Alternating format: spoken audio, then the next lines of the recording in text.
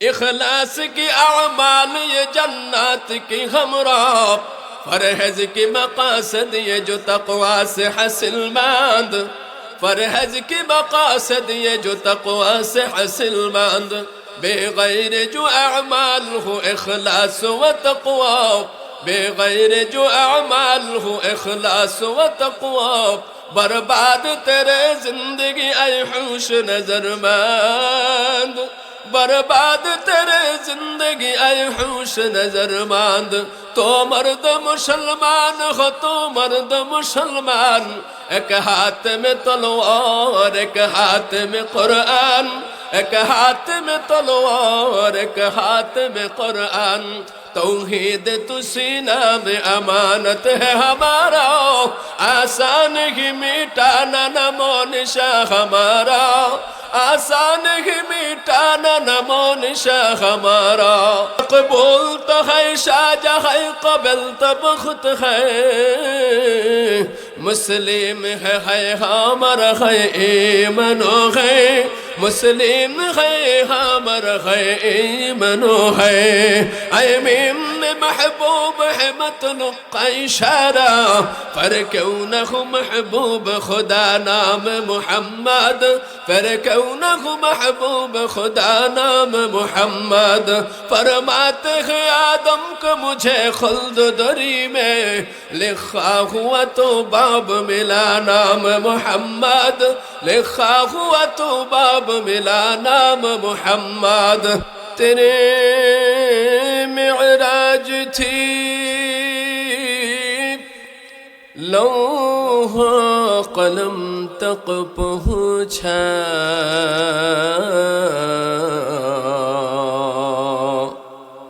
मेरे मिअराज है तेरे कदम तक पहुँचा। बलगल उला बिकमालिही कशफत दुजा बिजमालिही, हसनत जमीअ खिसालिही, सल्लो अलैहि। शुभ्र कबूतर जौड़े उड़े सोनर मदीना, शुभ्र कबूतर जौड़े उड़े सोनर मदीना। मुदर दर्द पहुँच दियो, मुदर सलाम पहुँच दियो, नबीजिर रौजा नबीजिर रौजा। शुभ्र कबूतर जौड़े उड़े सोनर मदीना, नैरे अमर पखा नबीर रौजा देखते अमर बुकटा करे खाखा, नैरे अमर पखा नबीर रौजा देखते अमर बुकटा करे खाखा। दयाल नबीर उम्मत আমি, जन्म बांग्लादेशे, देखी नहीं रे नबीर रौजा कांदी बसे बसे। मायार नबीर उम्मत আমি, जन्म बांग्लादेशे, देखी नहीं रे नबीर रौजा कांदी बसे बसे। लइया जाओ गो सालाम खानी मरुर लो हावा,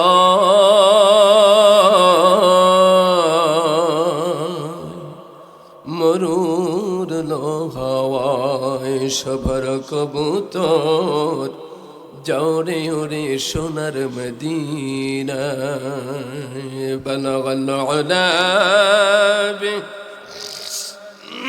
कशफत दुजा बिजमालिही, हसनत जमीअ खसालिही,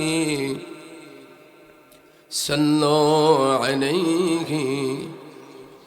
कौनैन मुख्तार खुदा तुमको बनाया, कौनैन मुख्तार खुदा तुमको बनाया, उम्मत की निगहबान खुदा तुमको बनाया, उम्मत की निगहबान खुदा तुमको बनाया। आए रब मेरे आँखों में समा जाए मदीना, आए रब मेरे आँखों में समा जाए मदीना, मुद्दत से मेरे दिल में तमन्ना ए मदीना, मुद्दत से मेरे दिल में तमन्ना ए मदीना।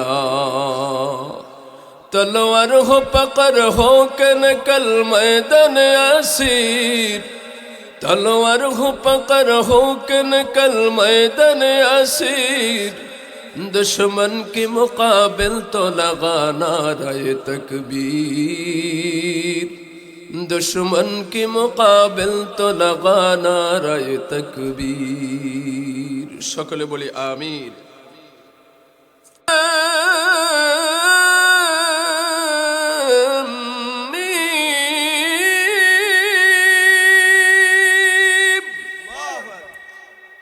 ذلك الكتاب لا ريب فيه هدى للمتقين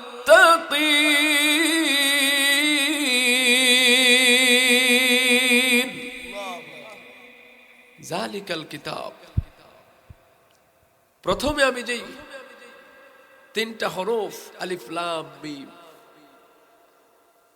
এই হরফগুলো হলো হরফুল মুকাত্তাআত, যেগুলার অর্থ কোন তাফসীর কারক পৃথিবীতে আসে নাই যারা এগুলার অর্থ বোঝে। এগুলার অর্থ যিনি বুঝেন, ওয়াল্লাহু আ'লামু বিমুরাদিহি, এই হরফুল মুকাত্তাআতের অর্থ তিনিই বুঝেন যিনি আল্লাহ। আল্লাহু আকবার। এরপরে আল্লাহ বলতেছেন জালিকাল কিতাব, এই কিতাবের কোনো ভুল নাই, এই কিতাবের মধ্যে কোনো কি নাই, ভুল নাই, কোনো সন্দেহ নাই। হুদাল্লিল মুত্তাকিন, মুত্তাকিনদের জন্য হেদায়েতের ফাতেহ। এই কিতাব অন্ধকার জগতের মানুষকে আলোতে নিয়ে আসে। জোরে করে আল্লাহু আকবার। আমি এই কিতাব থেকে সূরা আলে ইমরানের একটি আয়াতের শুরুতে অংশ বিশেষ একটু তেলাওয়াত করেছি। আল্লাহ বলেন, কুল্লু নাফসিন যায়িকাতুল মাউত।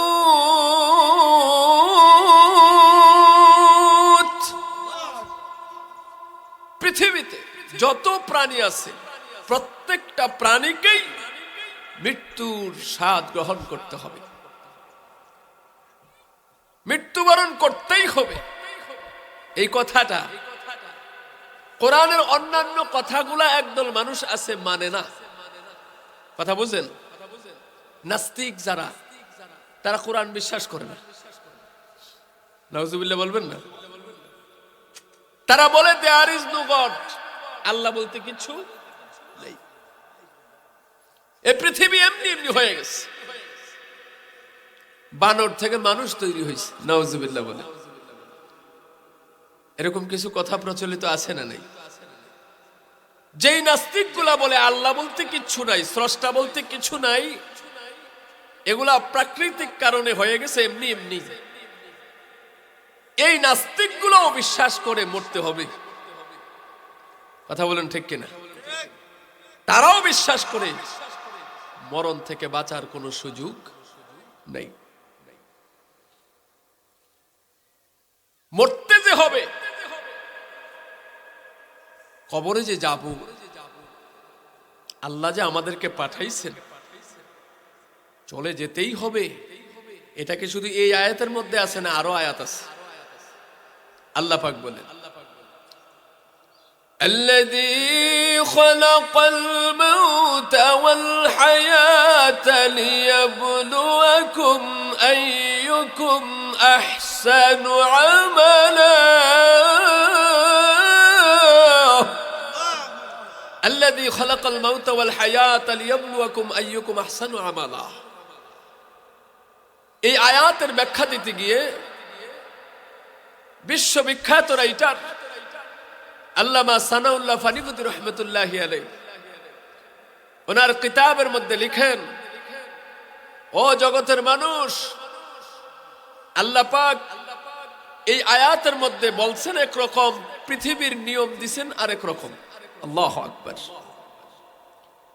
আমার বন্ধুগণ, আমার ভাইয়ারা, আল্লাহ পাক জানালেন আল্লাযী খালাকাল মাউতা ওয়াল হায়াত। এই আয়াতের মধ্যে আল্লাহ প্রথমে মৃত্যুর কথা বললেন, পরে হায়াতের কথা বললেন, কিন্তু দুনিয়ার সিস্টেম দিলেন সম্পূর্ণ উল্টা। দুনিয়ার মানুষ পৃথিবীতে আসার পরে আগে হায়াত, তারপরে মৌত, ঠিক কিনা? নাকি আপনাদের রূপায়াতে আগে মানুষ মরে তারপরে বাঁচে? কি বলেন? আগে মরে তারপরে বাঁচে, নাকি আগে বাঁচে তারপরে মরে? তাহলে আগে হায়াত, পরে মৌত। কিন্তু এই আয়াতে আল্লাহ পাক বললেন আগে মৃত্যুর কথা, তারপরে হায়াতের কথা আনলেন। আল্লাহর ওলি বলেন, আল্লাহ পাক ইচ্ছা করলে বলতে পারতেন আল্লাযী খালাকাল হায়াতা ওয়াল মাউত, তাহলে পৃথিবীর নিয়মের সাথে আয়াতের মিল থাকতো। পৃথিবীর নিয়ম আগে হায়াত, তারপরে মৌত। এই আয়াতের মধ্যে আল্লাহ পাক আগে মৃত্যুর কথা বললেন, কারণ কি?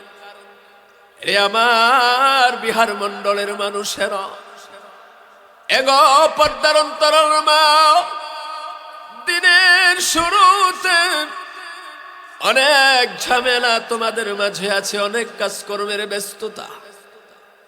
তবে আমি অনুরোধ করব, তুমি হাত দিয়ে কাজ করো, কিন্তু অন্তরের কানটা মাইকের দিকে দিয়া রাখো। হইতে পারে গো আজকের এই আখিরি মজলিস কারোর জন্য জীবনের শেষ মজলিস হয়ে যেতে পারে। ঠিক কি ঠিক না? আল্লাহ পাক এই জায়গার মধ্যে আগে মৃত্যুর কথা বললেন, কারণ কি? আল্লাহ বুঝাইতে চাইলেন, বান্দা তুমি পৃথিবীর জমিনে যাবার পরে তোমার ব্যক্তিগত জীবন, তোমার সাংসারিক জীবন, তোমার কর্মজীবন, তোমার চাকরি জীবন, তোমার ব্যবসা জীবন, তোমার রাজনৈতিক জীবন, প্রত্যেকটা কাজের শুরুতে বান্দা প্রথমে তুমি মৃত্যুর কথাটা যেন স্মরণ রাখো। মৃত্যুর কথা যদি কারো স্মরণ থাকে, ওই ব্যক্তির দ্বারা কোনো গুনাহের কাজ করানো সম্ভব হবে না। কথা বলুন ঠিক কিনা? মৃত্যুর কথা যদি কোনো ব্যক্তির স্মরণ থেকে, মনে করেন লোকটা দোকানদার, কিন্তু তার মধ্যে মদভ্যাস আছে ওজনে কম দেওয়া, এরকম কিছু দোকানদার আছে না নাই? মাফে সলসা তৈরি করে কাস্টমারকে ঠকায়, পরের হক মেরে খায়, আছে না নাই? ওই ব্যক্তি সামান যখন ওজন দিতেছে, ওই মুহূর্তে যদি তার মনে পড়ে যায়, হায় রে আমাকে তো মরতে হবে, একদিন তো এই ব্যস্ততা সাঙ্গ হয়ে যাবে, আমি একা একা কবরে যাওয়া লাগবে, আজকে আমি এই দাড়িপাল্লার মাধ্যমে মানুষকে ঠকাইতেছি, কিন্তু আল্লাহ পাক ওনার কুদরতি একটা দাড়িপাল্লা হাশরের ময়দানে স্থাপন করবেন। ওয়ানাদাউল মাওয়াজিনাল কিসতা লিয়াউমিল কিয়ামাহ। আমার নেকি প্রতি ওজন করার জন্য হাশরের ময়দানে আল্লাহ পাক একটি মিজান স্থাপন করবেন, দাড়িপাল্লা। আজকে আমি এই দাড়িপাল্লা দিয়া মানুষকে ঠকাইতেছি, আমি তো ওই দিন ওই দাড়িপাল্লার সামনে আমি ধরা খেয়ে যাব। না না, আমি ওইখানে ধরা খাইতে চাই না। আমার মৃত্যুর ভয় অন্তরের মধ্যে যখন ঢুকে গেল, বন্ধুগণ বলুন তো দেখি, ওই ব্যক্তির দ্বারা কি ওজনে কম দেওয়া সম্ভব হবে? হবে? হবে না। মসজিদের মিনার আজানের আওয়াজ, আজানের ধ্বনি যখন বের হয়ে গেল, যুবক বসে বসে আড্ডা দেয় বন্ধুদেরকে নিয়ে, ওই মুহূর্তে যদি যুবকদের অন্তরের মধ্যে মৃত্যুর কথাটা স্মরণ হয়ে যায়, আহারে আমার মতো কত যুবক এই বিহার মণ্ডলের জমিনের নিচে শুয়ে গেছে, কত সুন্দরী সুন্দরী যুবতী এই বিহার মণ্ডলের মাটির নিচে শুয়ে গেছে, আমাকেও তো মরতে হবে। আল্লাহর হাবিব বলেছেন, আউয়ালু মা ইউহাসাবু বিহিল আবদু ইয়াউমাল কিয়ামাতিস সালাহ। হাসরের ময়দানে বান্দা বান্দির সর্বপ্রথম নামাজের হিসাবটা আল্লাহ নিবেন। আমি কোন সাহসে এইখানে বসে থাকি বলুন তো দেখি? ওই যুবকের দ্বারা যুবতীর দ্বারা নামাজে শরীক না হয়ে কি সম্ভব হবে? সাথে সাথে মসজিদে চলে যাবে, নামাজের জন্য প্রিপারেশন নিয়ে নিবেন। চোর চুরি করতেছে, যদি চুরি করার পূর্বে মনে পড়ে যায় মৃত্যুর কথা, তার দ্বারা চুরি করা সম্ভব হবে না।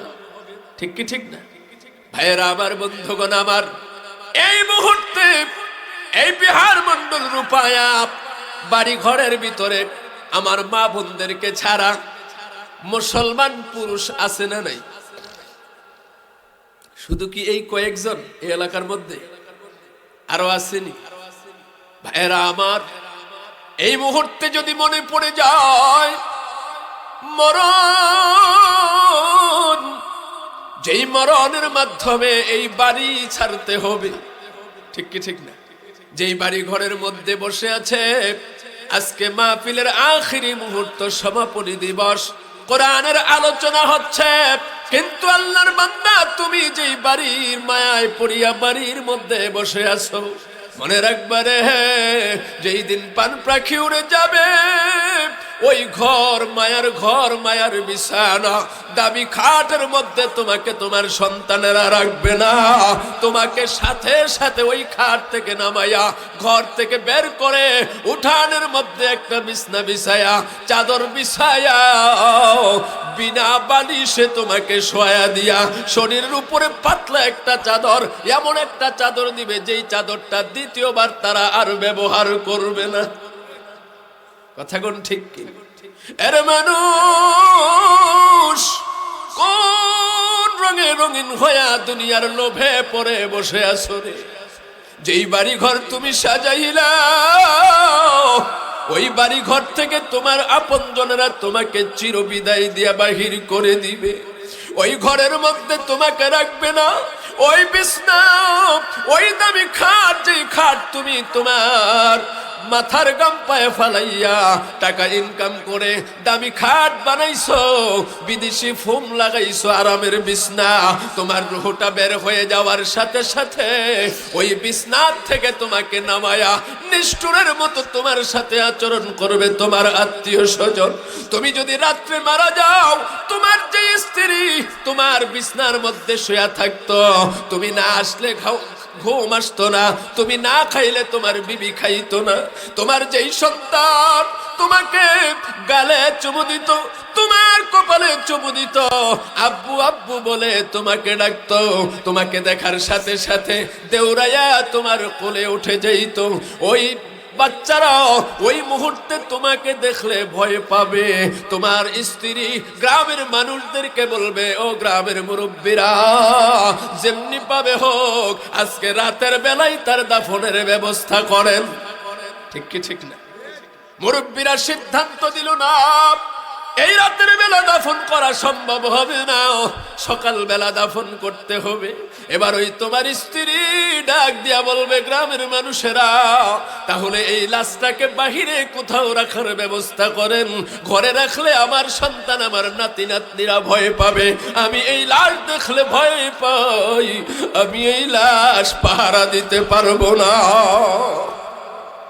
যেই বিবির জন্য, যেই সন্তানের জন্য এত কিছু করলা, আরে মুসলমান, ওই সময়টা আসলে সবাই তোমাকে ভুলে যাবে, সবাই তোমাকে কত তাড়াতাড়ি মাটি দিবে এই চিন্তায় বিভোর হয়ে যাবে।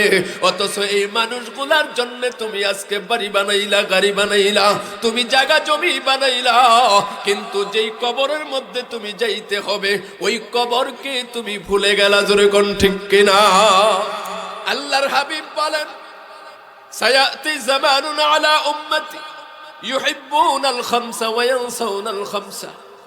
আমার উম্মতের মধ্যে এমন একটা সময় আসবে যেই সময়ে তারা 5টা জিনিসকে মুহাব্বত করবে আর 5টা জিনিসকে ভুলে যাবে।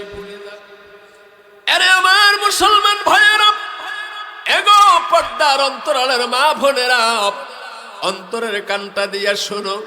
এই 5টা বদভ্যাস যদি তোমার মধ্যে থাকে তাহলে মনে করবা তোমার কপাল পুড়ে গেছে।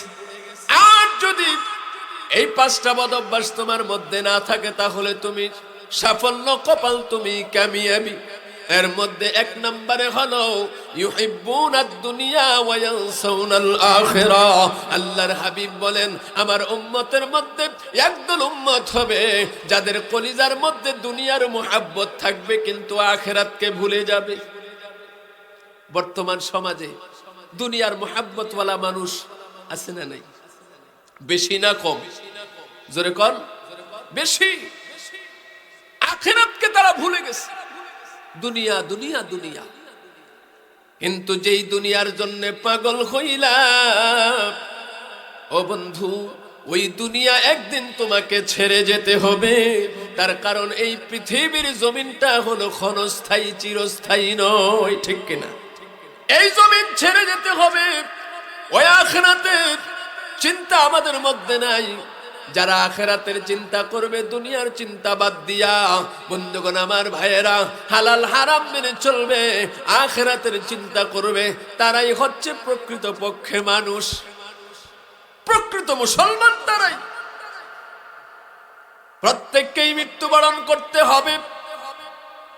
এই জন্য আল্লাহ বলেন, আল্লাযী খালাকাল মাউতা ওয়াল হায়াতা লিয়াবলুয়াকুম আইয়ুকুম আহসানু আমালা।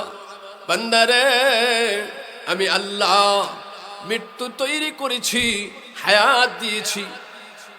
আমি দেখতে চাই এই হায়াতের মধ্যে, মৌত এবং হায়াতের মাঝখানে, এই হায়াতের জিন্দেগির মধ্যে বান্দাকে কত বেশি সুন্দর সুন্দর আমল করো। আল্লাহু আকবার। কে কত বেশি সুন্দর সুন্দর আমল করে, অথচ সুন্দর সুন্দর আমলগুলা আমরা করতে চাই না। শুধু আমল করতে হবে, করলেই হবে না, সুন্দর সুন্দর আমল করতে হবে। আজকে ফজরের নামাজে মসজিদে দেখলাম মাত্র 37 জন লোক। কয়জন? 37 জন লোক। বন্ধুগণ আমার ভাইয়েরা, এই 37 জন লোক শুধু আপনাদের এই মহল্লায় আছে? কি বলেন? না আরো বেশি আছে? কিন্তু ফজরের জামাতে রাত্র 11:30 পর্যন্ত ওয়াজ শুনছি। শোনার পরে আমি ফজরের নামাজের পরে কাউন্ট করছি কয়জন জামাত, কয়জন মুসল্লি পাইলাম। ইমাম সাহেবরে সারা 37 জন। হ্যাঁ, আল্লাহু আকবার, বেশি পাওয়া গেছে। তাইলে এমন মনে হয় যে কিছু কিছু দিন এমন হয় যে ইমাম সাহেব আর কি মুয়াজ্জিন সাহেব ছাড়া আর কেউ থাকে না। না, এমন জীবন গঠন করার জন্য আল্লাহ পৃথিবীর জমিনে পাঠায় নাই। আমার আল্লাহ পাঠাইছেন কেন জানেননি? ওয়ামা খালাকতুল জিন্না ওয়াল ইনসা ইল্লা লিয়াবুদুন।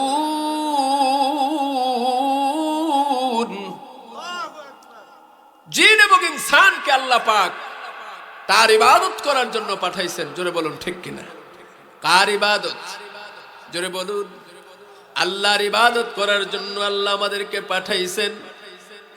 কিন্তু আজকে আমরা সেই মালিককে ভুলে গেছি। ভাইয়েরা আমার, মৃত্যুর মাধ্যমে এই পৃথিবীর জমিন থেকে বিদায় নিয়ে যেতে হবে। তবে শুনুন, আপনার সামনে আজরাইল ওই মুহূর্তেই হাজির হয়ে যাবে যখন আপনার 3টা রাস্তা একত্রিত হয়ে যাবে। কয়টা?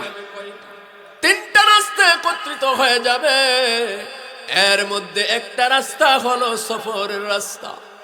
বান্দারে, এই পৃথিবীর জমিনে তুমি আসার পরে কত মাইল সফর করবা, কোন জায়গায় যাবা, বেয়ার বাড়িতে কতবার যাইবা, নিজের শ্বশুর বাড়িতে কতবার যাবা, ও বন্ধু তুমি শহরে কতবার যাবা, বাংলাদেশ থেকে বিদেশের বাড়িতে কোন কোন দেশে তুমি সফর করবা, প্রত্যেকটা সফর প্রত্যেকটা কদম নির্ধারণ করা আছে।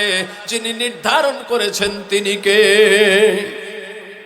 এই সফরের রাস্তা যখন শেষ হয়ে যাবে, বান্দার পক্ষে একটা কদম বেশি দেওয়ার কোনো ক্ষমতা থাকবে না। এই জন্য দেখবেন কিছু মানুষ অসুস্থ হবার পরে হাসপাতালে নিয়ে যায়, নিয়ে যাবার পরে ওখান থেকে সিট থেকে নামায়া দেয়, ওই যা খাওয়ার খাওয়াইয়া দেন। ঠিক কি ঠিক না? দেখা যায় বাড়ির মধ্যে রোমের ভিতরে আইনা বিছনার মধ্যে শোয়া দেয়, এই বিছনার মধ্যে শুয়া শুয়ারও কয়েক বছর চলে যায়। তার কারণ কি? কারণ হলো মৃত্যুর আগে তার যতটুকু সফর ছিল ওই সফরের রাস্তা বন্ধ হয়ে গেছে। এই জন্য বিছনার মধ্যে শুয়ে শুয়ে পেশাব পায়খানা এবং খাওয়া দাওয়া সব চলে। কথা কন না? আরেকটা রাস্তা হলো কথার রাস্তা। কিসের রাস্তা? কথার রাস্তা। এই পৃথিবীর জমিনে সেই দুইটা ঠোঁট নাড়িয়া কয়টা বাক্য উচ্চারণ করবেন এটাও নির্ধারণ করা আছে। আরে মানুষ, আজকে আমরা ভুলে গেছি ওই মালিকের কথা, যেই মালিকের হাতে আমার হায়াত এবং মউত। ঠিক কিনা? কতটা কথা তুমি বলবা, প্রত্যেকটা কথা প্রত্যেকটা এই রাস্তার নির্ধারণ করা আছে, কিন্তু আমরা অযথা কথা বলিয়া সময় নষ্ট করি, কথার রাস্তাকে শেষ করে দেই। মিথ্যা কথা বলিয়া, চুগলখড়ি করিয়া, গীবত করিয়া, গালিগালাজ করিয়া। কথা কোন ঠিক কি ঠিক না? এই কথার রাস্তা আর সফরের রাস্তা এই দুইটা আগে পরে শেষ হয়ে যেতে পারে।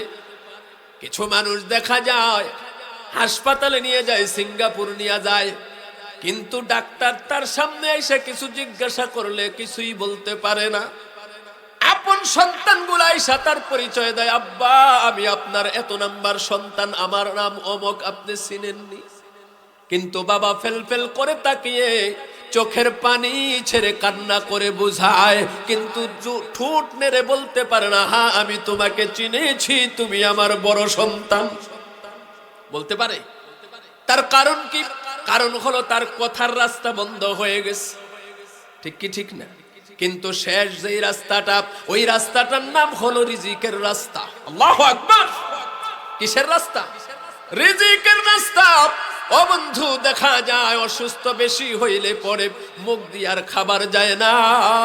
ও বন্ধু, তার নাকের ভিতর দিয়ে একটা নল ঢুকাইয়া, পাইপ ঢুকাইয়া, ওই পাইপের ভিতরে, ওই নলের ভিতরে আঙ্গুরের রস, বেদানার রস, নাশপাতির রস, ভাত চিপায়া, চিরা চিবায়া, ওইটার কিছু পানি ওই নলের ভিতরে দিয়া দেয়, নাকের ভিতর দিক দিয়া ভিতরে যায়। হঠাৎ করে একটা সময় এসে যায় যখন তার আজাল শুরু হয়ে যাবে, এই পৃথিবীর জমিনের হায়াতের জিন্দেগি শেষ। আমি নিজের চোখে দেখেছি এমন কিছু রুগী, এমন কিছু আল্লাহর বান্দা বান্দি ওই নলের ভিতরে সন্তানেরা আদর করে ফলের রস দিছে, কিন্তু 3/2 ভাগ ভিতরে গেছে, 1 ভাগ ভিতরে যায় না। হঠাৎ করে দেখা যায় খাবার আর ভিতরে যাচ্ছে না, বন্ধ হয়ে গেছে। হাতে ধরে দেখা যায় তার প্রাণ পাখি উড়ে গেছে। অর্থাৎ ওই নলের ভিতরে যেটুকু খাবার বাকি ছিল, এই খাবারটা তার রিজিকের মধ্যে লেখা নাই। রিজিকের রাস্তা বন্ধ হয়ে যাবার সাথে সাথে 1 সেকেন্ড তো আগে হবে না, 1 সেকেন্ড তো পরে হবে না, সঠিক সময়ে আজরাইল তোমার রুহুটা থাবা দিয়া বের করে নিয়ে যাবে। জোরে জোরে বলুন কথা ঠিক কিনা? فإذا جاء أجلهم لا يستأخرون ساعة ولا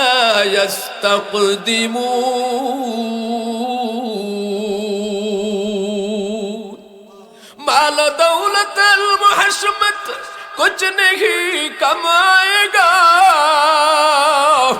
माल दौलत मुहशमत कुछ नहीं कमाएगा मौत जिस दिन आएगा गर्दन पकड़ ले जाएगा मौत जिस दिन आएगा गर्दन पकड़ ले जाएगा। अल्लाहु अकबर। আপনি যত বড় সম্পদশালী হন, যত বড় তাগড়া যুবক হন না কেন, যত শক্তিশালী হন না কেন, আর যত পাওয়ারের মালিক হন না কেন, বন্ধুরে যত বড় নেতা হন, লিডার হন, আপনার তিনটা রাস্তা যখন একত্রিত হয়ে যাবে, ও বন্ধু, ওই তিনটা রাস্তা একত্রিত হওয়ার সময় কোনো নির্ধারণ নাই। হইতে পারে তুমি যৌবন অবস্থায় আছো, ও যুবক, ওই মুহূর্তে তোমার তিনটা রাস্তা বন্ধ হয়ে যেতে পারে। ঠিক কি ঠিক না? বৃদ্ধ হবার পরেও যে কোনো সময় তোমার ওই তিনটা রাস্তা বন্ধ হয়ে যেতে পারে। সঠিক সময় 1 মিনিট আগেও না, 1 মিনিট পরেও না, সঠিক সময়ে আজরাইল তোমার সামনে হাজির হয়ে যাবে, আর তোমার প্রাণ পাখিটা কেড়ে নিয়ে যাবে রে। ও বন্ধু, মৃত্যুর মাধ্যমে এমন একটা কবরে যেতে হবে, এমন একটা ঘরে যেতে হবে, যেই ঘরটাকে আমরা ভুলে গেছি, তার নাম হচ্ছে কবর। জোরে কোন ঠিক কিনা? আল্লাহর নবী বলেন, ইউহিব্বুনাল কুসুরা ওয়া ইয়ানসাউনাল মাকবারা।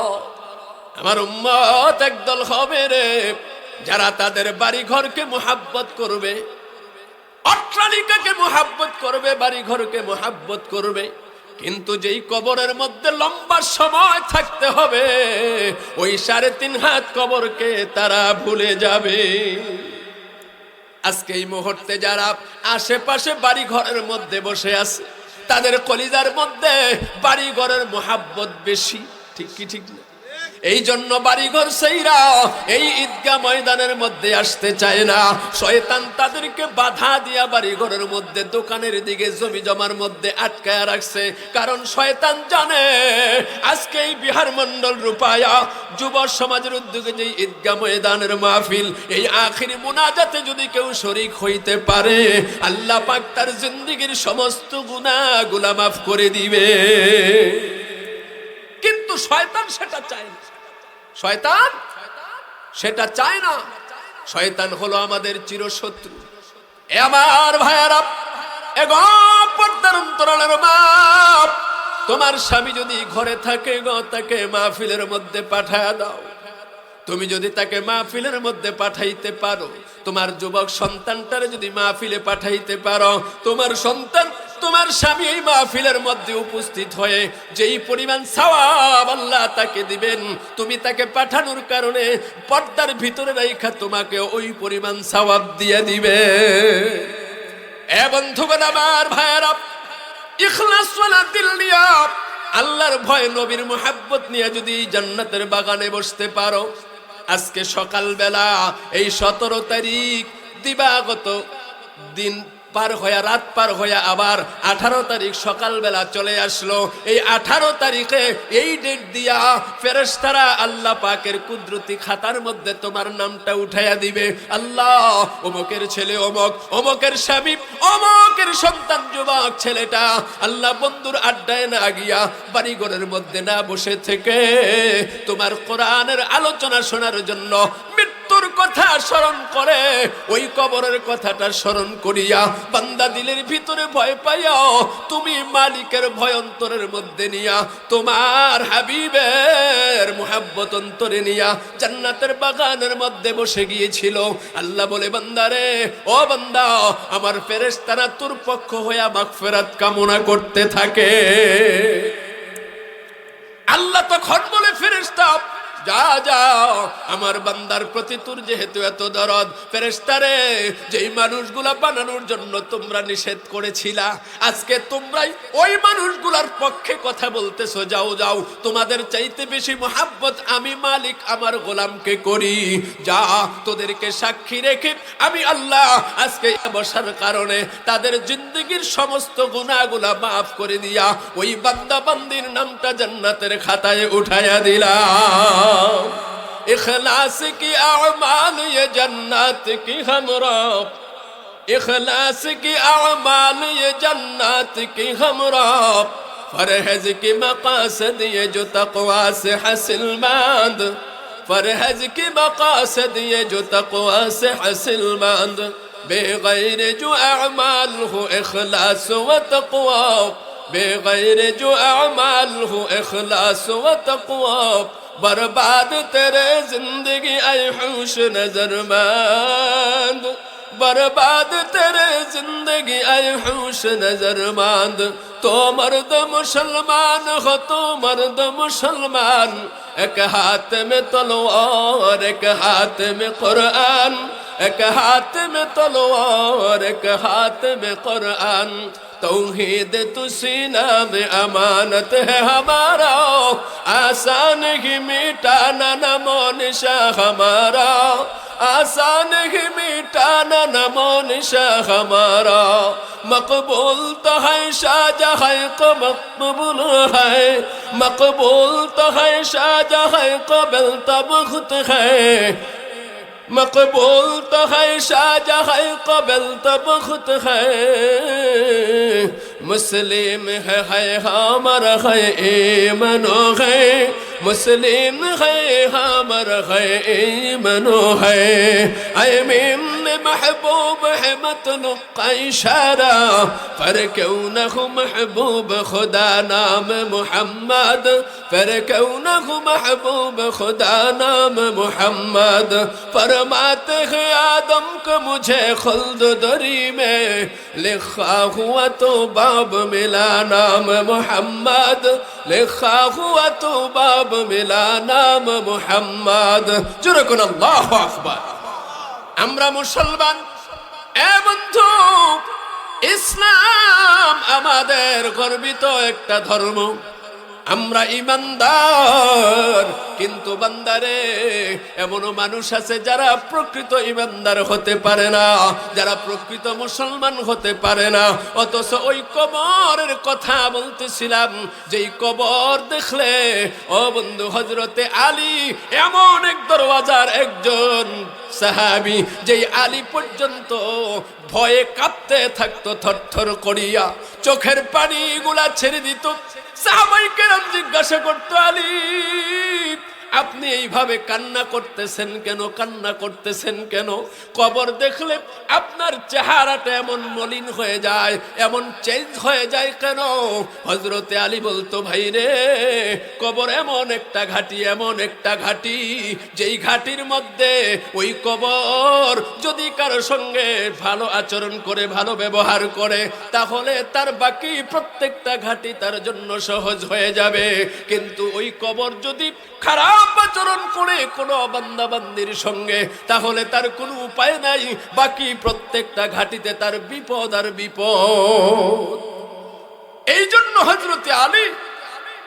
কবর দেখলে ভয়ে কাঁপতে থাকতেন আল্লাহু আকবার হযরতে আলীর মতো ব্যক্তি যার দুইটা কলিজার টুকরা সন্তান শাবাব আহলুল জান্নাত জান্নাতের সমস্ত যুবকদের সরদার কোন আলীর কথা বলছি যে আলীর জন্ম হয়েছিল কাবা বাইতুল্লাহর ভিতরে আল্লাহু আকবার কোন বাইতুল্লাহর ভিতরে যে আলীর জন্ম যে আলী জীবনের প্রথম খাবার হয়েছিল আল্লাহর হাবিবের জিহ্বা মুবারকের লালা মুবারক সুবহানাল্লাহ কোন যে আলী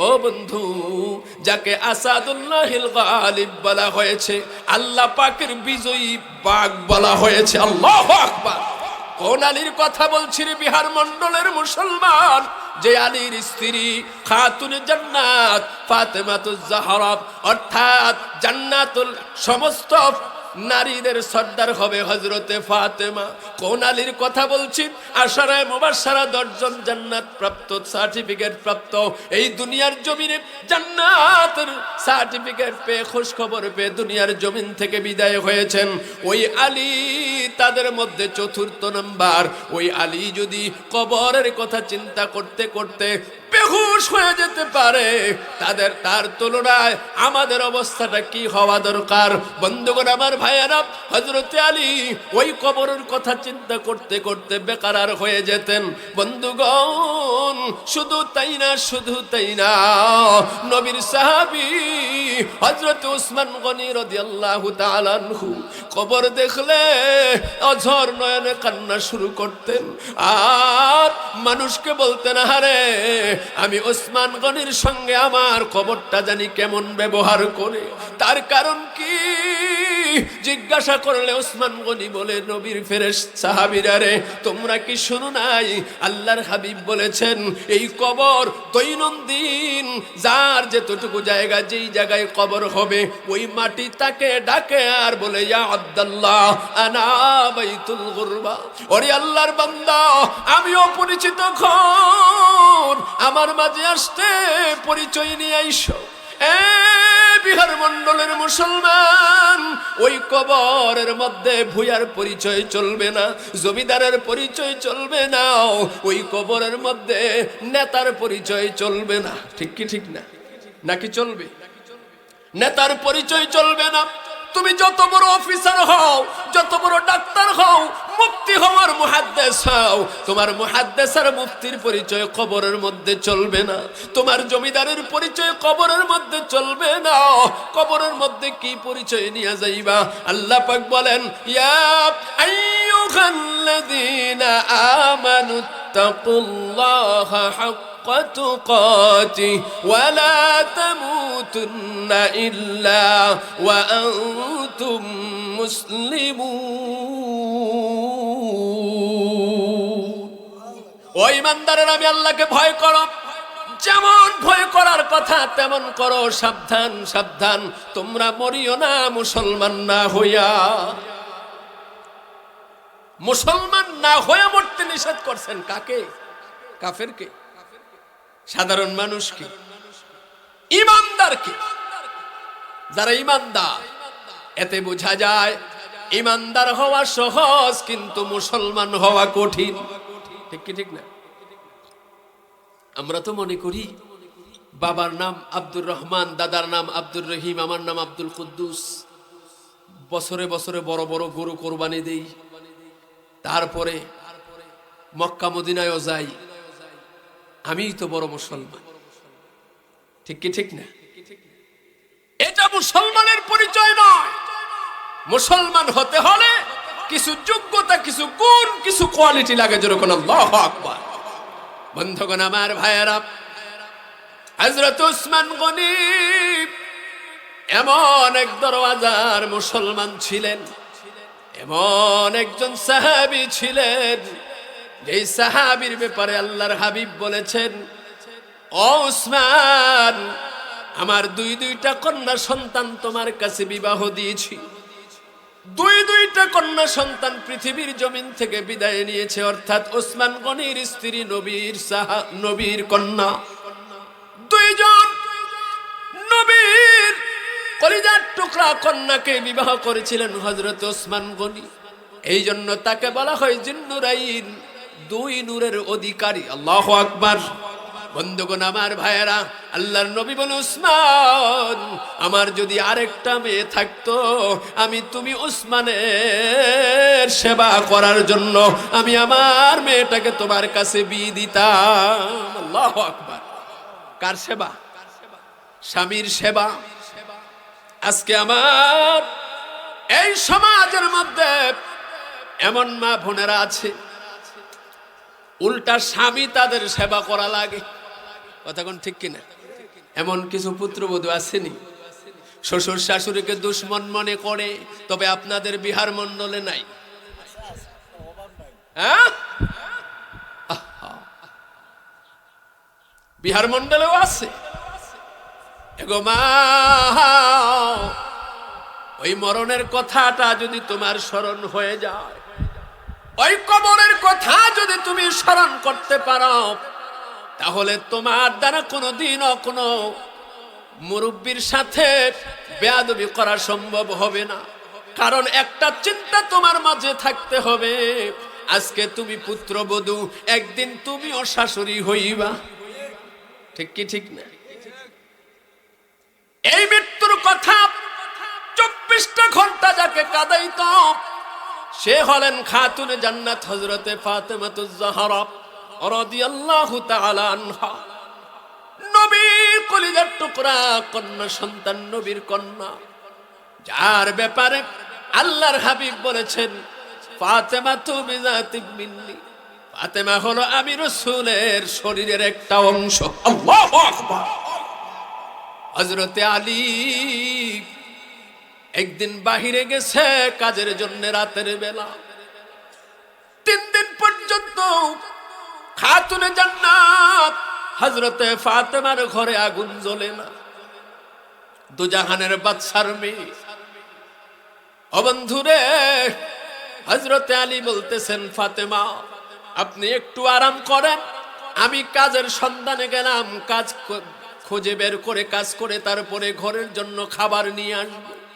হযরতে আলী বের হয়ে গেলেন, তাকায় দেখে দূরে মিটি মিটি একটা আলো জ্বলতেছে। ওই আলো বরাবর হযরতে আলী কদম বাড়ায় যখন গেলেন, গিয়ে দেখে একজন বন্ধু তৎকালীন সময়ের বড় ব্যবসায়ী। তবে ওই ব্যবসায়ীটা মুসলমান ছিল না, ওই ব্যবসায়ীটা ছিল বন্ধুগণ আমার ভাইয়েরা একজন কাফের।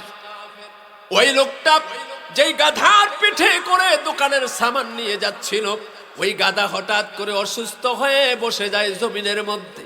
এদিক ওদিক তাকায়, কাউকে খুঁজে পায় না। হযরতে আলী সামনে গিয়া হাজির। আলী বলতেছে ভাই আপনি কি বিপদে পড়েছেন? বলে হ্যাঁ বিপদে পড়েছি। বলে কি বিপদ? বলে আমার গাধাটা জমিনের মধ্যে বসে গেছে অসুস্থ হয়ে, আমার এই সামানগুলা নিয়ে আমি বিপদে পড়েছি। সামনে হলো আমার দোকান, ওই দোকান পর্যন্ত এই বস্তাগুলা কে পৌঁছাইয়া দিবে? হযরতে আলী বলতেছে আমি যদি পৌঁছাইয়া দেই হবে কিনা? বলে হ্যাঁ আমি তো এইরকম একটা লোকে খুঁজতেছি। আল্লাহু আকবার। হযরতে আলী আকাশের দিকে তাকাইয়া শুকরিয়া আদায় করলেন। কার? জোরে বলুন কার? সমস্ত অবস্থায় শুকরিয়া আদায় করতে হবে কার? আল্লাহ পাকের শুকরিয়া সমস্ত অবস্থায় আদায় করতে হবে। আলহামদুলিল্লাহি কুল্লি হাল, সমস্ত অবস্থায় প্রশংসা করতে হবে আল্লাহর, তবে আল্লাহ খুশি হয়ে যাবেন। বন্ধুগণ আমার ভাইয়েরা, হযরতে আলী ওই সামানগুলা দোকানের মধ্যে পৌঁছায় দেওয়ার পরে হযরতে আলীকে কিছু দিনার কিছু দিরহাম দেওয়া হলো। হযরতে আলী সাথে সাথে বাজারের অন্য দোকানের মধ্যে গিয়া কিছু জব আর কিছু গম এইগুলা কিনে একটা গাঠি বাঁধিয়া মাথার মধ্যে নিয়ে বাড়ির দিকে রওনা করেছে। গভীর রাত, এখন আমার বিহার মন্ডলের মা বোনেরা অন্তরের কানটা লাগায়া শোনো, তুমিও তো মহিলা, আর খাতুনে জান্নাত ফাতেমা তো ছিল মহিলা। আমাদের সমাজের রাবেয়া ও রাবেয়া, আর বসরা দেশের আল্লাহর ওলি রাবেয়া বসরি ও রাবেয়া, ঠিক কি ঠিক না? আকাশ পাতাল ডিফারেন্স। ওই রাবেয়া বসরি ছিল আল্লাহর পাগল, আর স্বামী বাদ দিয়া বয়ফ্রেন্ডের পাগল, ঠিক কি ঠিক না? আমার দেশের রাবেয়া রব, এ বন্ধুগণ আমার ভাইয়েরা, পার্লার নামক শয়তানের সেই গোডাউনের পাগল, ঠিক কি ঠিক না? স্বামীর দিক থেকে স্বামীর আত্মীয় স্বজনকে দেখলে প্রেসার বাড়িয়া যায়, কিন্তু নিজের আত্মীয় স্বজন আসলে কলিজা কাইটা খাওয়ানোর জন্য রেডি হইয়া যায়। আছে না নাই? আছে না নাই? তবে আপনাদের বিহার মন্ডলে এরকম নাই। আল্লাহ এগুলোর হেদায়েত করো। কোনাবি হযরতে আলী ওই জব আর গমের গাঠিটা মাথার মধ্যে নিয়া গভীর রাতে বাড়ির দিকে যখন রওনা করছে, দরওয়াজার সামনে আসার আগে দরওয়াজার ছিদ্র দিয়া দেখা যায় ভিতরে কে যেন হাঁটাহাঁটি করতেছে। হযরতে আলী ওই ছিদ্র দিয়া তাকায়া দেখতেছে হাঁটতেছে, আর কেউ না, তার স্ত্রী খাতুনে জান্নাত হযরতে ফাতেমা। ডাক দিছে ফাতেমা, সাথে সাথে দরওয়াজা খুলে লাব্বাইক বলে দাঁড়ায়া গেছে। সাথে সাথে স্বামীর মাথা থেকে ওই গাঠিটা নিচে নামাইয়া নিজের কাপড়ের আঁচল দিয়া হযরতে আলীর মুখের ঘামগুলা মুছতেছে, চেহারা মুছতেছে। হযরতে আলী ডাক দিয়া কই ফাতেমা আপনি কি ঘুমান নাই? ও ফাতেমা আপনাকে না বইলা গেলাম আপনি আরাম করেন, আমি আসতেছি। হযরতে ফাতেমা ডাক দিয়া কই স্বামী গো, আপনি বাহিরে কাজ করতেছেন, আপনি চলে গেছেন খাবারের চিন্তায়, আপনি চলে গেছেন কাজের চিন্তায়। সিরু ফিল আরদ, আপনি জমিন ভ্রমণে চলে গেছেন, আপনি রিজিকের তালাশে চলে গেছেন, আপনাকে বাহিরে রাখিয়া আমি ঘরের মধ্যে ঘুমাবো, এমন বেয়াদবি আমার বাবা আমাকে শিক্ষা দেয় নাই। আল্লাহু আকবার। হযরত আলী বলতেছে তাই নাকি? বলে হ্যাঁ, আমার আব্বা এমন বেয়াদবি শিক্ষা দেয় নাই। অথচ আমার মা বোনেরা স্বামীর কোনো খবর এত রাখে না যত রাখে তার নিজের বয়ফ্রেন্ডের খবর। ঠিক কি ঠিক না? আমাদের চরিত্র এমন হয়ে গেছে। আমাদের চরিত্র শুধু মহিলাদের যে খারাপ তা না, আমরা বেড়াইতেরও খারাপ আছে। কথা কোন ঠিক কি ঠিক না? দেশের সরকার ঘোষণা দিয়া দিছে যে এই ঘরের মধ্যে 3টা সন্তান আছে। কয়জন? 3 জন সন্তান আছে, তাদেরকে প্রতি সন্তানের 10,000 করে ভাতা দেওয়া হবে, মাসে 30,000। এখন স্বামী দেউরে আসছে, মনে করেন আপনাদের বিহার মন্ডলেরই। দেউরে আইসা বিবিরে বলতেছে, বিবি খবর শুনছনি? কয় কেমনে শুনবো, তুমি তো বাড়ির বাহিরে, আমি বাড়ির ভিতরে, বাইরের খবর কেমনে জানবো? এখন তো মাশাআল্লাহ খবর জানতে আর দেরি হয় না, কারণ মোবাইল তো ঘরে ঘরে হাতে হাতে আছে। কথা কোন ঠিক কি ঠিক না? মোবাইল তো আছে। কয় আমি তো খবর জানি না। কয় খবর শোনো নাই? দেশের প্রধানমন্ত্রী সরকার সে ঘোষণা দিয়েছে 3 জন সন্তান যার ঘরের মধ্যে আছে প্রতি সন্তানকে 10,000 করে প্রতি মাসে 30,000 টাকা তাকে ভাতা দেওয়া হবে। কয় তো আমি কি করব? কয় আমাদের তো সন্তান 2টা আছে, আরেকটা হলে ভালো হয় না? কয় আরেকটা হলে তো ভালো হয়, এটা আমিও জানি, কিন্তু এটার জন্য তো কমপক্ষে 8-9 মাস অপেক্ষা করা লাগবে। কারণ একটা সন্তান হইতে কমপক্ষে 8-9 মাস তো সময় লাগে। তা আমি এখন কি করতে পারি? কয় ব্যবস্থা একটা আছে। কয় কি ব্যবস্থা? কয় তুমি যদি মাইন্ড না করো, ইফ ইউ ডোন্ট মাইন্ড, তুমি মাইন্ড করতে পারবা না।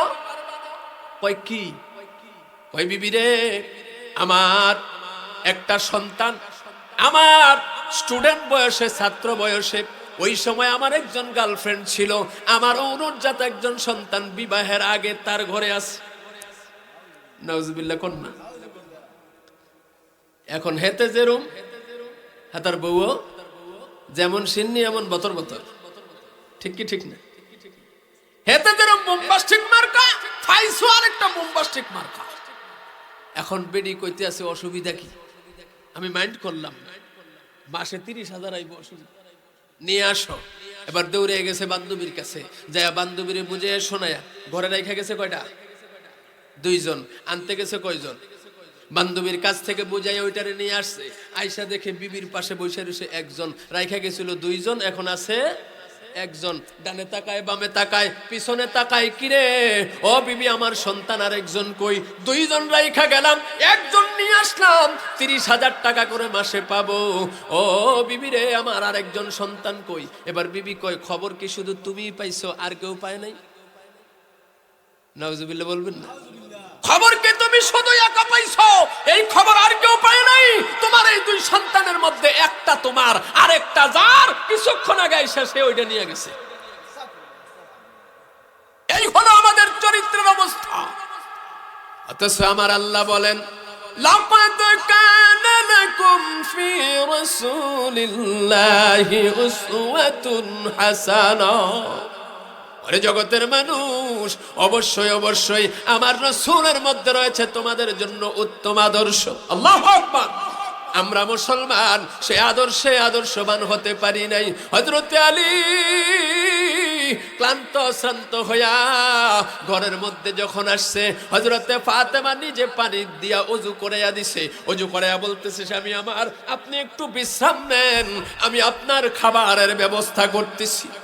হযরত আলী ক্লান্ত হয়ে বিছনার মধ্যে শুইতেই ঘুম চলে আসছে, নিদ্রা চলে আসছে।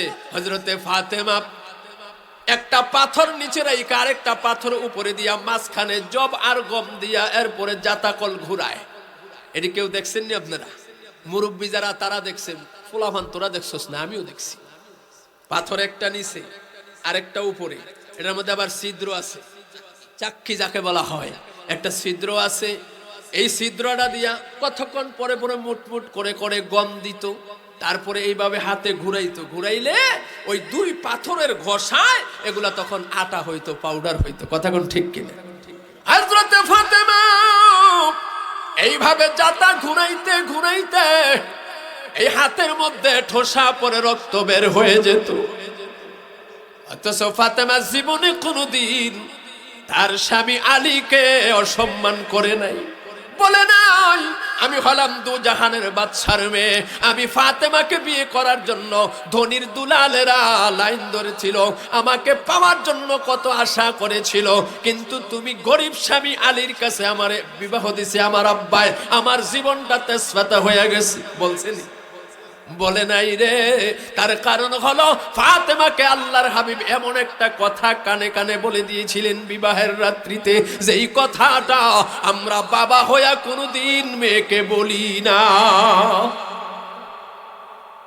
হযরতে আলী ঘুমাইয়া গেছে, ফাতেমা গমগুলাকে গুড়া করে পাউডার বানায়া রুটি বানায়া ঘরের মধ্যে যখন প্রবেশ করছে, আয়েশা দেখে হযরতে আলী ঘুমাইয়া গেছে, স্বামী ঘুমিয়ে গেছে।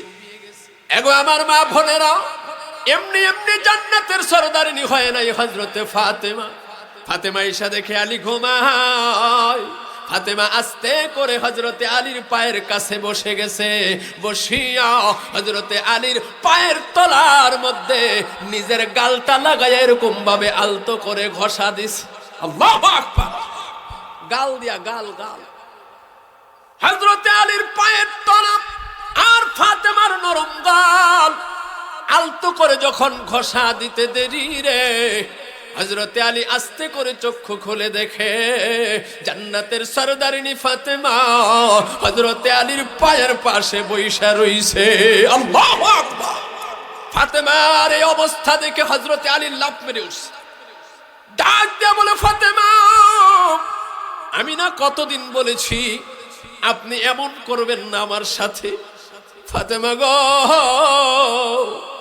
আপনি দামি বাবার দামি সন্তান। আল্লাহু আকবার! আপনার বাবা দু জাহানের বাদশা আর আপনি তার কলিজার টুকরা সন্তান। আপনি জানেননি বিবাহের রাত্রিতে আপনাকে যখন আমি নিয়ে আসলাম আমার ভাড়া ঘরে নিজের কোনো স্থাবর অস্থাবর সম্পত্তি আমার ওরকম ছিল না। ফাতেমা গো, আপনার বাবা যখন আপনাকে আমার হাতে তুলে দিয়েছিল তখন আপনার বাবা কি বলেছিল আপনি জানেননি? কয় না, কয় আপনার বাবা আমাকে বলেছিল, আলী তুমি কি ফাতেমাকে চিনো? হযরতে আলী বলেছিল, না ইয়া রাসূলুল্লাহ, নবী গো, হ্যাঁ হ্যাঁ আমি ফাতেমাকে চিনি, আপনার মেয়ে তো ফাতেমা আমার একদিক থেকে ভাতিজি আর একদিক থেকে বর্তমানে আমার স্ত্রী। সুবহানাল্লাহ কোন? কারণ হযরতে আলী ছিল নবীজির চাচাতো ভাই। কি ভাই? চাচাতো ভাই। আপনার মেয়ে ফাতেমা আল্লাহর নবী চোখের পানি জার জার করে ছেড়ে দিয়া ডাক দিয়া বলেছিল, আলী রে, ও আলী, আমার মেয়ে ফাতেমা এটা শুধু একটা পরিচয় তুমি জানলা, আমার মেয়ের আরেকটা গোপন পরিচয় আছে রে। ফাতেমা হলো আমি নবীর কলিজার একটা অংশ। এ ফাতেমা, আপনি যদি আমার পায়ের মধ্যে এমন করেন আমার ভয় লাগে গো। আপনি নবীর শরীরের অংশ, না জানি কোন বেয়াদবি হইয়া যায়, আপনার প্রতি ব্যভিচারী করলে না জানি আপনার বাবার অন্তরে কষ্ট পায়।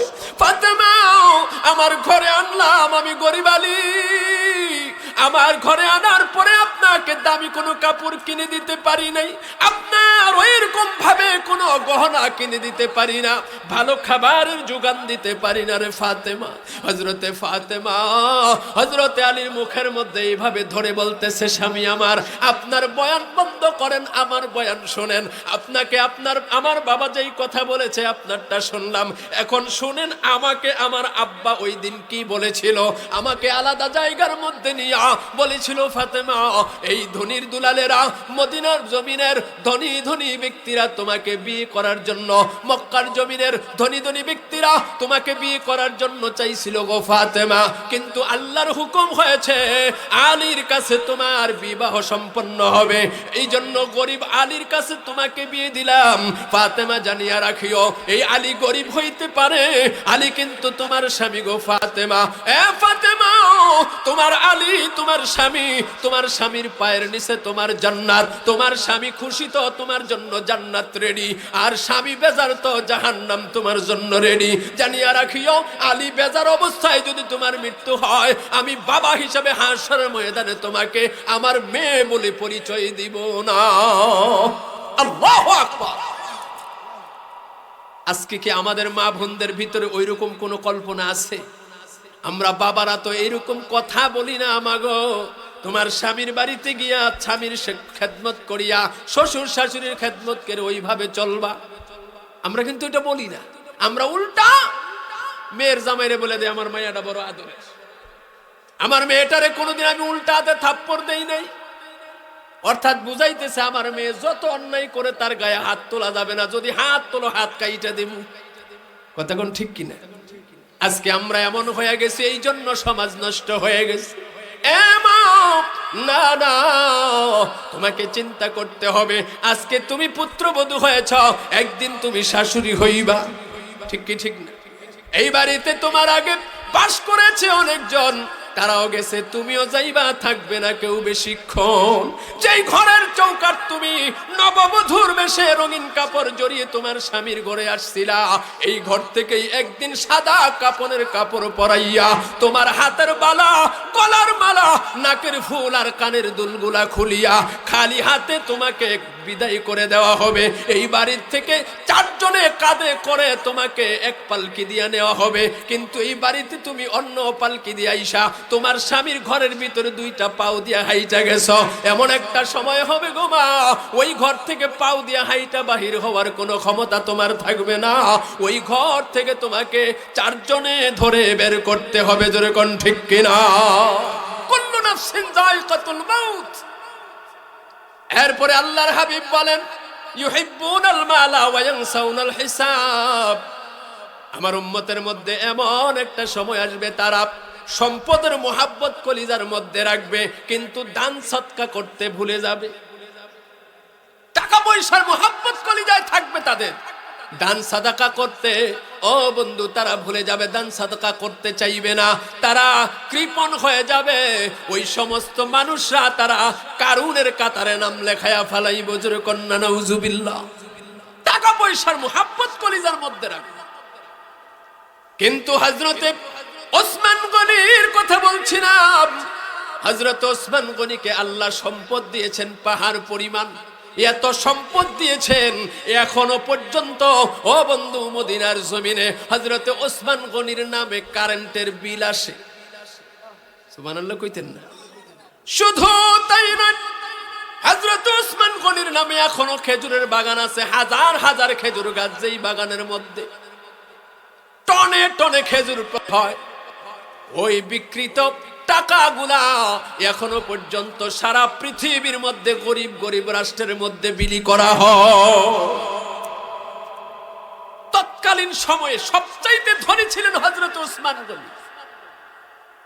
আল্লাহর হাবিবের কাছে ফকির আসছে, ফকির নবীজির কাছে এসে বলছে, ইয়া রাসূলুল্লাহ, ইয়া হাবিবাল্লাহ, আমি আজকে 3 দিন পর্যন্ত কোনো খাবার খাইতে পারি না, নবী গো যদি পারেন আমাকে কিছু সাহায্য করেন। আল্লাহর হাবিব ওই ফকিরকে বললেন, যাও এই রাস্তা ধরে সামনে যাও, গোডাউনের মধ্যে ওইখানে দেখবা গোডাউনের সামনে একজন ব্যক্তি আছে, তাকে গিয়ে আমি নবীর পক্ষ থেকে খবরটা জানাইবা যে আমি নবী পাঠাইছি তোমাকে যেন কিছু দান করি। সুবহানাল্লাহ বলেন। মান জাআ বিল হাসানাতি ফালাহু আশরু আমসালিহা। এ বন্ধুগণ আমার ভাইয়েরা, এই পৃথিবীর মধ্যে যদি কেউ একটা আমল করে আল্লাহ পাক 10টা নেক দেয়। সুবহানাল্লাহ কোন 1 টাকা যদি দান করে 10 টাকা দান করার সওয়াব দিয়া দেয়। আর রমজান মাসে 70 থেকে 700 ও বন্ধু মিলিয়ন ট্রিলিয়ন আল্লাহ পাকের ক্ষমতা অনুযায়ী আল্লাহর বান্দা বান্দিকে সওয়াব দিয়া দেয়। ওই ফকির চলে গেছে এবার ওই গোডাউনের সামনে গিয়া দেখে একজন ব্যক্তি, ওই ফকির এখনো পর্যন্ত হযরতে ওসমান গনিকে চিনে না। দেখতেছে লোকটা নিচের দিকে হইয়া উপর হয়ে জমিন থেকে কি যেন উঠাইয়া উঠাইয়া তার মুখ থেকে কিছু একটা খুলে তারপর একটা বর্তনের মধ্যে রাখতেছে। ভালোভাবে তাকায়া দেখতেছে ছোট ছোট পিঁপড়া ওই গোডাউনের ভিতর থেকে ভুট্টা, চিনেননি ভুট্টা, ভুট্টা, জব, গম এগুলার গুড়া, ছোট্ট ছোট্ট গুড়া মুখের মধ্যে নিয়া ওই গোডাউনের ভিতর থেকে বের হইতেছে। হযরতে আলী একটা একটা পিঁপড়া ধরে তার মুখ থেকে এটা ছুটাইয়া তারপরে একটা বর্তনের মধ্যে রাইখা পিঁপড়াটা ছেড়ে দেয়। ফকির আশ্চর্য হয়ে গেছে। ফকির বলে, নবীজি আমারে কার কাছে পাঠাইলো? আমি কি ফকির? এই লোকে তো আরো বড় কৃপণ, বড় ফকির। পিঁপড়ার মুখ থেকে যে লোকে খাবার রাইখা দেয়, এই লোকের মনটা বড় হইলো আর কত্তা রইল। এটা হলো ফকিরের চিন্তা। কার চিন্তা? ফকিরের চিন্তা। ফকির এই অবস্থা দেখিয়া চুপচাপ কতক্ষণ দাঁড়াই থেকে সোজা উল্টা হাঁটা ধরছে। আল্লাহর হাবিবকে গিয়ে আবার সালাম দিস, ইয়া রাসূলুল্লাহ, ইয়া হাবিবাল্লাহ, আপনি কিছু আমাকে দেন, ওই লোকের কাছে আমারে পাঠাইয়েন। আল্লাহর হাবিব বলতেছে, আরে ভাই যাও, ওই লোকের কাছে আবার যাও, আমার কথা বলো। এবার আবার গেছে। এবার যাবার পরে দেখতেছে এরকম ভাবে উপরের দিকে খালি লাফায় আর হাত দিয়া কি যেন ধরে। এখন কাছাকাছি গিয়া দেখে বাতাসে কিছু তুলা উইরা যায়, কিছু তুলা উইরা যাইতেছে। এই তুলাগুলা হযরতে ওসমান গনি লাফায়া লাফায়া বাতাসের কাছ থেকে ধইরা ধইরা তারপরে বস্তায় পড়ে। বেচারা কই, ইন্না লিল্লাহ, এই সামান্য ছোট ছোট তুলা এগুলা বাতাসে উড়ে এনে, আর এই বেড়ায় যেমনি লাফায়া লাফায়া ঘাম ধরতেছে আর এগুলা ধরতে আছে, এই বেড়ায় দিলে আর কি দিব। ফকির আবার নবীজির কাছে গেছে, গিয়া কই, ইয়া রাসূলুল্লাহ, বেয়াদবি ক্ষমা করবেন, এমন কিপটা লোকের কাছে আমার ভাড়ায় না। আল্লাহর নবী কয়, তুমি কি আমার কথা বলো নাই? যাও, আবার যাও, আমার কথা বলো। এইবার গিয়া দেখে চেয়ারের মধ্যে বসে আরাম করতেছে। সুবহানাল্লাহ। সামনে গেছে, গিয়ে বলতেছে, নবীজি পাঠাইছে আমাকে কিছু দেবার জন্য। আমি ফকির, আমি সায়েল, আমি ফকির, আমাকে কিছু দেওয়ার জন্য নবীজি পাঠাইছে, আপনাকে বলার জন্য বলছে কিছু দান করেন। এবার হযরত ওসমান গনি, ও বন্ধুগণ আমার ভাইয়ারা, একটা চামড়ার, ওই সময় যেই রকম যেই সিস্টেমে লেখা হতো চামড়ার একটা চিঠি, ওই চিঠির মধ্যে হযরতে আলী চিঠিটা লিখিয়া নিজের সিল মোহর মারিয়া বন্ধুগণ আমার ভাইয়েরা রেডি করছে, আর বলেছে আপনি একটু অপেক্ষা করেন, কিছুক্ষণ পরেই আপনাকে দেওয়া হবে। এই অপেক্ষা করেন করতে করতে মোটামুটি অনেকটা সময় পার হয়ে যায়। ফকির ডাক দিয়া বলে, ও আল্লাহর বান্দা, আমাকে এইভাবে দাঁড় করায় রাখেন না, পারলে কিছু দিয়া দেন, আমি চইলা যাই। হযরতে ওসমান গনি ডাক দিয়া বলে, ফকির ধৈর্য ধরো, ইন্নাল্লাহা মা'আস সাবিরিন। ধৈর্য ধরো, ধৈর্য ধরলে আল্লাহ নিয়ামত বাড়ায় দেয় না কমায় দেয়। কিন্তু ফকিরের তো ধৈর্য নাই। কিছু ফকির এরকম আছে না, দেউরুর সুতায় ধৈর্য নাই। ডাক দিয়া বলে, আপনি দিবেন নি, কন্যা হয়ে যাইগা।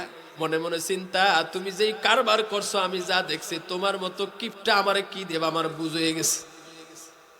হযরত ওসমান গনি দেখতেছে ফকির তার ধৈর্যের বাঁধ ভেঙে গেছে, ইশারা দিয়া কাছে আইনা ওই লেটারটা, ওই চিঠিটা ফকিরের হাতে দিয়া বলতেছে, যাও সামনের দিকে হাইটা গিয়া 3 রাস্তার মোড়ের সামনে তুমি দাঁড়াইবা, তখন দেখবা একটা ব্যবসায়ী কাফেলা আসতেছে। প্রথম উটের উপরে যেই লোকটা বসা থাকবে ওই লোকটা হলো ওই ব্যবসায়ী কাফেলার সর্দার। তার কাছে আমার এই লেটারটা, আমার এই চিঠিটা তার হাতে দিয়া দিবা, তবেই তোমার সামান তুমি পাইয়া যাইবা। আল্লাহু আকবার। ওই ফকির হাঁটতে হাঁটতে হাঁটতে হাঁটতে 3 রাস্তার মোড়ের মধ্যে গিয়ে দাঁড়াইছে।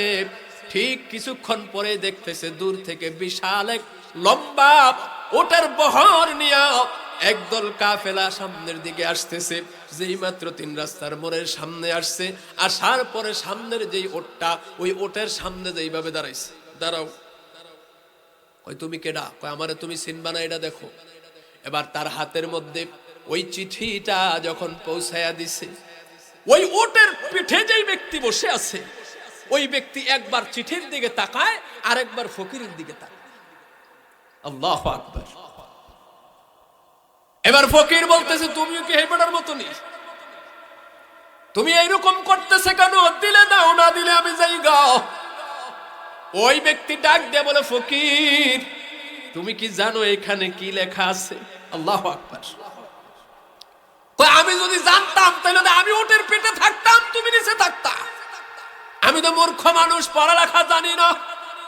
কয় রে ফকির, এইখানে লিখে দেওয়া হয়েছে তুমি যেই ওটটা পছন্দ করবা, আল্লাহু আকবার করুন, তুমি যেই ওটটা পছন্দ করবা, ওই উটের পিঠে যত সামান আছে সমস্ত সামান সহ ওই উটটা যেন তোমাকে দিয়ে দেওয়া হয়। আল্লাহু আকবার। এবার ফকির সাথে সাথে ডাক দিয়া কয়, তাইলে তুমি বৈশা রইছো কা, জলদি করে নামো, তুমি যেই উটের মধ্যে আছো এটাই আমার পছন্দ হইছে। সর্দার ডাক দিয়া কয়, আর তোর অন্য উট পছন্দ হইল না, কারণ এই উটের মধ্যেই সামান বেশি এবং দামি দামি যত সামান আছে ওই সর্দার যেই উটের মধ্যে আছে ওই উটের মধ্যেই দামি দামি সামান গুলো আছে। সর্দার সাথে সাথে নেমে গেছে, ফকিরের হাতে উটের রশি দিয়ে দিছে। ফকির যখন ওই উট নিয়ে রওনা করছে, বন্ধুগণ আমার ভাইয়েরা, চতুষ্পর্যন্ত উট সেও তার সিস্টেম বজায় রাখে। উটের সিস্টেম হলো সামনের উট যেই দিকে যাবে পিছনের উট ওই দিকেই যাবে, হাজারো পিটাইলেও অন্য দিকে নেওয়া যাবে না। চতুষ্পদ জানোয়ার উট, সে নিজেও তার নেতা অর্থাৎ সামনে যে থাকে তার নেতাকে ফলো করে। কিন্তু আমরা মুসলমান, আমাদের নেতা হচ্ছে নবীজি মুহাম্মদুর রাসূলুল্লাহ সাল্লাল্লাহু আলাইহি ওয়াসাল্লাম। আমরা সেই নবীকে ফলো করি না, আমরা ফলো করি ইহুদিদেরকে, আমরা ফলো করি কাফের বেঈমানদেরকে। জোরে কোন ঠিক কিনা? আমাদের মা বোনেরা এখন কালচারাল হয়ে গেছে, ফাতেমার জীবনী অনুসরণ করে না, রাবিয়া মুসলিম জীবনী অনুসরণ করে না। তারা এখন কালচারাল হইয়া তারা এখন ওই ভারতের অর্ধনগ্ন নায়ক নায়িকা, ওই হিন্দি সিরিয়ালের নায়ক নায়িকা করে ফলো করে। জোরে কোন কথা ঠিক কিনা? তারা কেমন ড্রেস পরে, তারা কেমন করে সাজে, এইগুলা খালি ফলো করে। কিন্তু হযরতে ফাতেমা সুন্দর সুন্দর আমল কেমনে করতেন, কেমনে রাবিয়া মুসলিম আল্লাহর ওলি হয়েছে, এইগুলা কোনোদিনও ফলো করে না। ওই বই তাদের জীবনী পড়ে না, আমার মা বোনেরা পড়ে নোবেল বই, উল্টা পাল্টা বিশ্রী লেখা ওই রকম বই শুধু পড়ে পড়ে এবং সিরিয়াল দেখে দেখে সমাজকে ধ্বংস করে দিয়েছে, সংসারটাকে জাহান্নামের আগুন বানায় রাখছে। ঠিক কি ঠিক না? জোরে কোন। অথচ হযরতে ফাতেমার ঘরটা ছিল শান্তি আর শান্তি, যদিও অভাব ছিল কিন্তু মুহাব্বত আর ভালোবাসা আর শান্তির কোনো অভাব। কিন্তু আমাদের ঘরে আমাদের মা বোনদের স্বর্ণ অলংকার টাকা পয়সার অভাব নাই, ব্যাংক ভর্তি টাকা। কারণ এখন তো আর শ্বশুরের নামে ব্যাংকের অ্যাকাউন্ট নাই, এখন সব অ্যাকাউন্ট যা আছে বেশিরভাগ পুত্রবধূদের নামেই হয়ে গেছে, এখন আর শ্বশুরের নামে অ্যাকাউন্ট নাই। কথা কোন ঠিক কি ঠিক না? স্বামী বিদেশ থেকে টাকা পাঠায়, টাকা সব বেডির অ্যাকাউন্টে। এরপরে টাকা যখন একটু বার ধরে 15-20 লাখ টাকা হয় তখন দেখা যায় আউট হয়ে যায়। ঠিক কি ঠিক না? তবে আপনাদের এই বিহার মন্ডলের মানুষ ভালো। ফকির যখন ওই রশি নিয়ে রওনা করছে, পিছনে পিছনে সব ওট রওনা করছে। এবার সর্দার ডাক দিয়া কয়, ফকির দাঁড়াও, চলো, যেই ব্যক্তি চিঠি লিখেছে তার কাছে যেতে হবে, এর আগে তোমাকে দেওয়া সম্ভব হবে না। এবার তার হাত থেকে রশিটা টান দিয়া এনে এবার ফকিরকে নিয়েই রওনা করছে। হযরতে ওসমান গনির সামনে গেছে। ওসমান গনি ফকিরকে সাথে দেখিয়া ওই কাফেলার সর্দারের দিকে চক্ষু লাল করে এক ধমক দিছে, কি ব্যাপার, তুমি কি আমার চিঠি পাও নাই? ফকিরকে আমার সামনে কেন নিয়ে আসলা, এখানে কেন নিয়ে আসলা, তাকে কেন কষ্ট দিলা? আল্লাহু আকবার। তুমি কি আমার চিঠির ভাষা বুঝো নাই? বলে মাফ করবেন, আমি চিঠির ভাষা বুঝেছি, কিন্তু ফকির এমন এক কায়দা করছে, একেবারে সামনের ওটটা পছন্দ করছে। এখন উট নিয়ে যখন ফকিরের বাড়ির দিকে রওনা করছে, কাফেলার সব উট পিছনে পিছনে রওনা করছে। আমি তো বিপদে পড়ে গেছি। হযরতে ওসমান গনি তাকিয়ে আছে।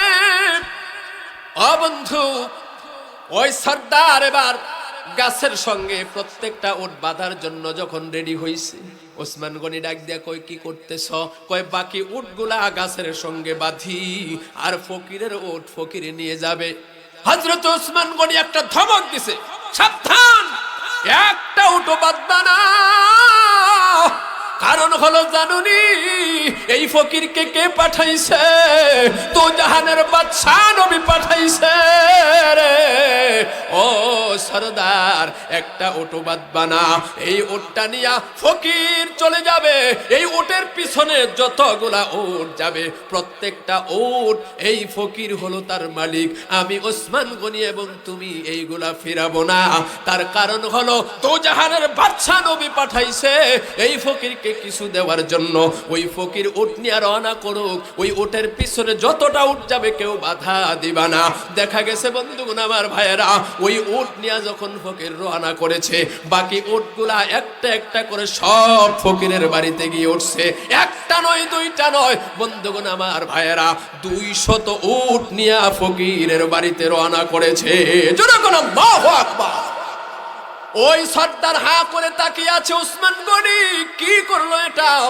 সমস্ত ব্যবসায়ী সামান ওই উটের উপরে, একটা দুইটা নয়, 200 উট ফকিরকে দিয়ে দিল। এইবার আল্লাহর হাবিবের হুজরার সামনে হযরত ওসমান গনি সহ চলে গেলেন, সাথে ছিল সরদার। ওসমান গনি আল্লাহর হাবিবের সামনে যখন যায় দাঁড়াইছে, আল্লাহর হাবিব তাবাসসুম মুস্কি হাসি দিয়া হযরত ওসমান গনির দিকে তাকায় বলতেছে, ওসমান, ওসমান রে, কিছুক্ষণ আগে তোমার ব্যাপারে এমন একটা সুসংবাদ আমার আল্লাহর পক্ষ থেকে এসেছে। ওসমান গনি, জান্নাতের মধ্যে তোমার জন্য আমার আল্লাহ এমন একটা বালাখানা তৈরি করেছে যা আমাকে কিছুক্ষণ পূর্বে দেখানো হয়েছিল। এ ওসমান গনি, তুমি আল্লাহকে এমন ভাবে খুশি করেছো, আমার আল্লাহ খুশি হইয়া তোমার জন্য জান্নাত বরাদ্দ করে দিয়েছে।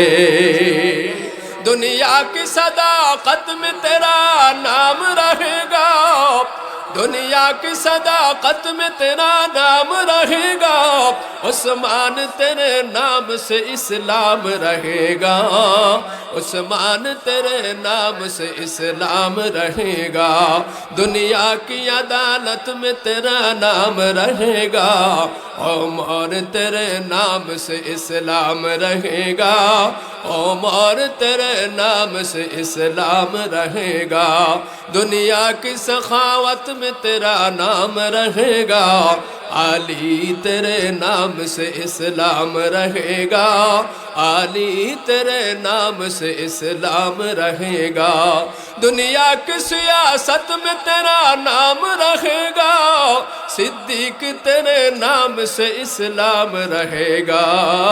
अल्लाह अकबर। सिद्दीक तेरे नाम से इस्लाम रहेगा। আমার বন্ধুগণ, আমার ভাইয়েরা, আল্লাহ পাক দান সাদাকা করার কারণে হযরতে ওসমান গনির সম্মান এত বাড়িয়ে দিয়েছেন। আল্লাহ পাক কোরআনে ঘোষণা করেন, লা ইন শাকারতুম লা আযীদান্নাকুম ওয়া লা ইন কাফারতুম ইন্না আযাবি লাশাদীদ।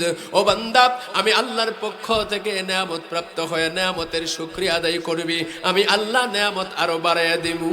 অর্থাৎ দান সাদাকা করবা, আমি আল্লাহ তোমার নিয়ামত আরো বাড়াইয়া দেব।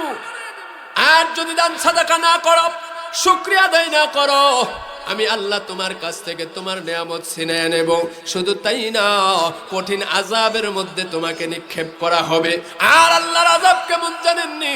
লা ইউআযিবু আযাবাহু আহাদ ওয়া লা ইউসিকু ওয়াসাকাহু আহাদ। আল্লাহ বলে, জগতের মানুষ রে, আমার আযাবের চাইতে কঠিন আযাব আর কারো হবে না, আমার বাঁধনের চাইতে শক্ত বাঁধন আর কেউ বাঁধতে পারবে না। এই জন্য বন্ধুগণ, আমার ভাইয়েরা, এই পৃথিবীর জমিনে এসেছি সুন্দর সুন্দর আমল করার জন্য। আল্লাহর হাবিব বলেন, সাদকাতুত তারুদ্দুল বালা, দান সাদাকা করলে বালা মুসিবত দূর হয়ে যায়। আপনাদের এই মাহফিল প্রত্যেক বছর হোক, আপনারা চান কি চান না? জোরে বলুন, চান কি চান না? বন্ধুগণ আমার ভাইয়েরা, এই মাহফিলটা প্রত্যেক বছর করতে গেলে অনেক খরচের প্রয়োজন।